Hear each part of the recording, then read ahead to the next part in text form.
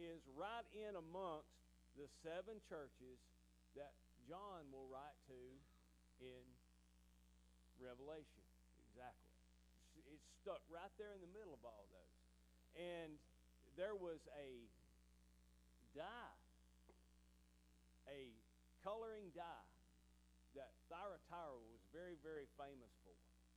And they used that to color cloth purple.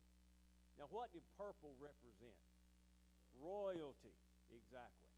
So here Lydia is. She's dyed a lot of fabric, and so she's made her way probably up to Troas and got a ship and went over to Philippi, and so she's there.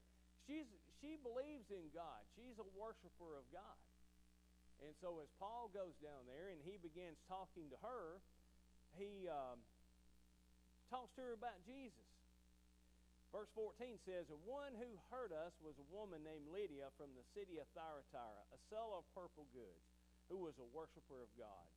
The Lord opened her heart to pay attention to what was said by Paul, and after she was baptized, and her household as well, she urged us, saying, 'If you have judged me to be faithful to the Lord, come to my house and stay.' And she prevailed upon us." So, not really knowing much more detail than that, we don't know if she had went to Philippi and rented a house, or I know she's probably not at the Best Western.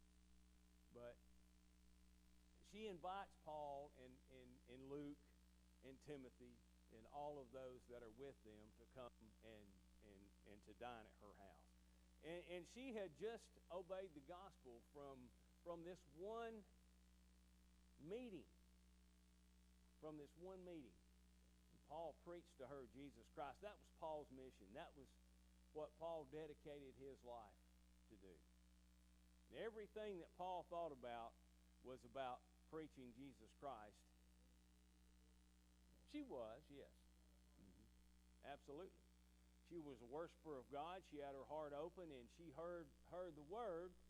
And because of that, and because of the congregation that's going to be established because of those who believe in Philippi, Philippi is going to become a congregation that is very near and dear to Paul. And we will find that out as we go through this letter and we study it, and we will better understand Paul's letter to the Corinthians, the first and the second letter. He reminds the Corinthians about the outpouring of love that the Macedonian brethren have. The fact that they gave beyond their means. And they supported Paul in everything that he did. And every opportunity they had to support him, they did. So Paul was very near and dear to them. And he stayed there in Philippi for a while. Now, as he writes this letter, he's under his first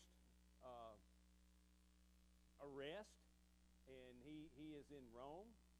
And he's in a rented house. We find out from Acts chapter 28 that as Paul was taken to Rome and put under arrest, that he had a rented house. He couldn't leave because he was under arrest, but he had an open door policy. People could come and see him anytime they wanted to. Now, that's much different from the letter we see that Paul would write to Timothy, his second letter, and in the 4th chapter, where Paul is basically in chains. He's in a dungeon, and he's very, very close to his life being ended. So let's go ahead, and that was the second bell. We'll go ahead and stop right there. If you have your Bible material, we'll start on page 6, lesson 2, and read Philippians chapter 1, verses 1 through 11, and then we'll read that and discuss that beginning Wednesday night. Any questions, comments? Okay, thank you.